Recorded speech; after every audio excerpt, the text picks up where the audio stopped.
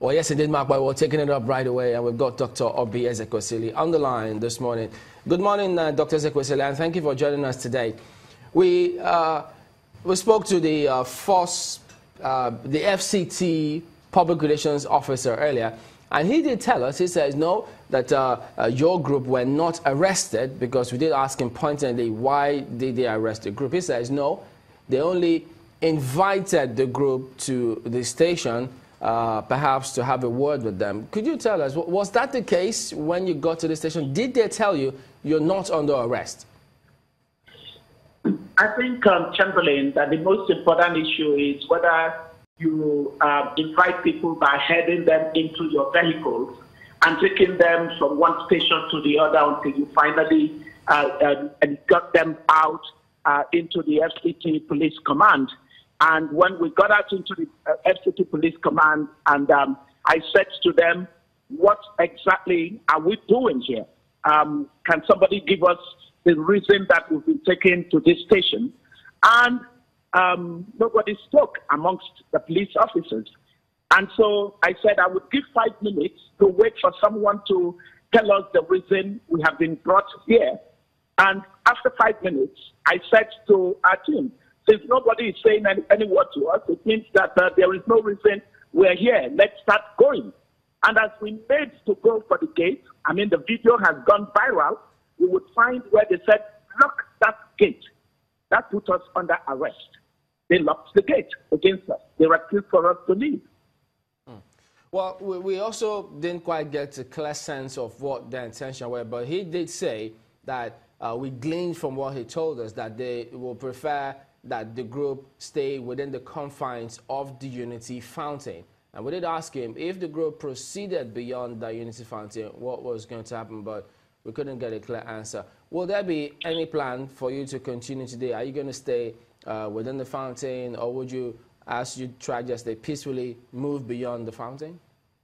We would go beyond the fountain. The reason we would go beyond the fountain is that if the police can just on the whim decide where you go or not go, when clearly you are not in any way breaching the peace of the country, then we have become a police state, and that is not something that you must encourage in a democracy. We have been known as a group that organizes itself in as civil a way as possible. We've never been a disorderly group. We've never been unruly. We've never caused any chaos. And so we cannot in any way encourage the police to become unconstitutional and to violate our fundamental rights. Dr. Ezekwesili, Mr. Manza said that there was a ministerial ban on procession. Is your group aware of this sort of ban, or was there any information given to your group about not moving within the fountain, moving outside of the fountain? Well, you know, if there were a ministerial ban, then it would have been public. And so you, as one of the influential television houses in this country, would know. There was no such ministerial ban communicated.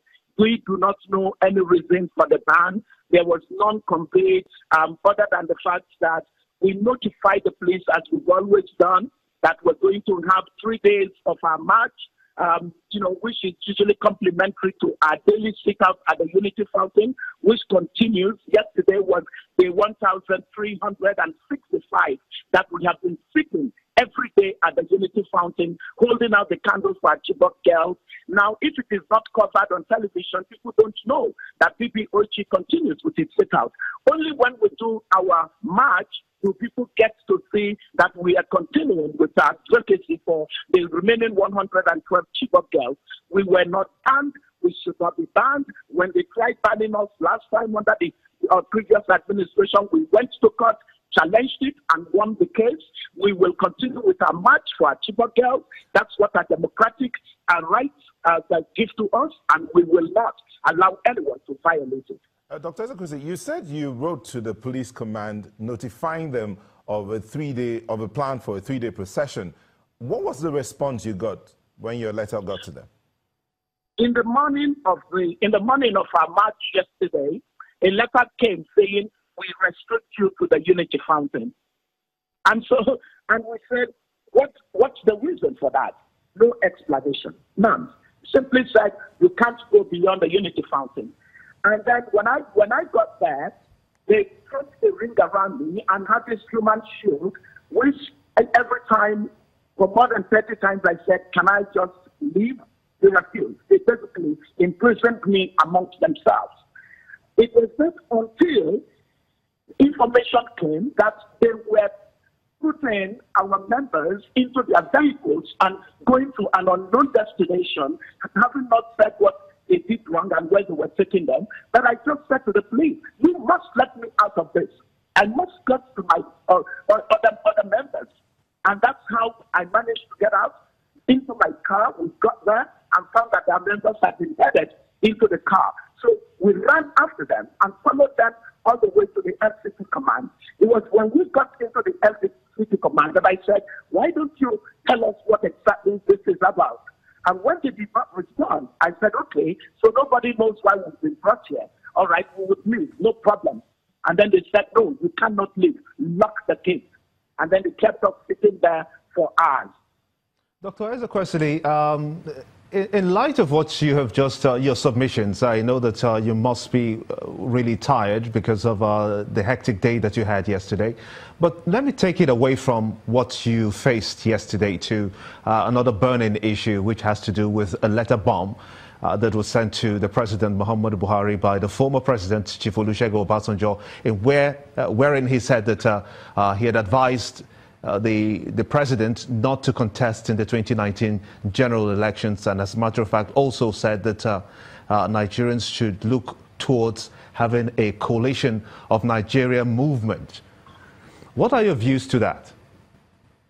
Well, my views to that will be sharpened when I fully read the letter. But I think that generally across the country, the sentiment is that there has been an underperformance by our current political class. You know clearly that most people believe that the APC and the PDP have performed below expectation in every sense of the word. If you took all the governance indicators, they give you troubling results. And on the basis of that, many people across the country are tired of the politics of the country. And they are asking that we should renew our political space. I am not surprised that anyone like the President Obasanjo got onto that and wrote the letter. I haven't read it in depth. When I read it in depth, I will have my position on it. Because I've read it and I've seen some of the points that were raised there by the former president in his letter. And it would seem to suggest that it is actually in line with your red card to the APC and the PDP and asking for better governance. Do you feel that a movement such as a coalition of Nigeria, for instance, will be able to give Nigeria that resting point where things are much, much better? The welfare of Nigerians will become better. I believe that for this country, we definitely need a disruption of existing political landscape. I believe clearly that we need to allow new minds into the political space. There are many Nigerians who have an impediment put before them in emerging on the political space as currently constituted. So definitely there is room for that kind of an emergence. But more important for us, which is what we've been doing in the Red Card movement, is to get Nigerians laying down the fundamental attitude of leadership in our country. We are insisting that the leadership that would make Nigeria claim the 21st century would be leadership that is competent, leadership that is capable, and above all, leadership that is ethical, in other words, that has character. And so we're going to hold on to this and make sure that every Nigerian citizen has the tool and the instrument on the basis of which to make informed choice of those that govern them going forward. So, Ezekwesili, we thank you for talking to us this morning. We'll be back in a moment.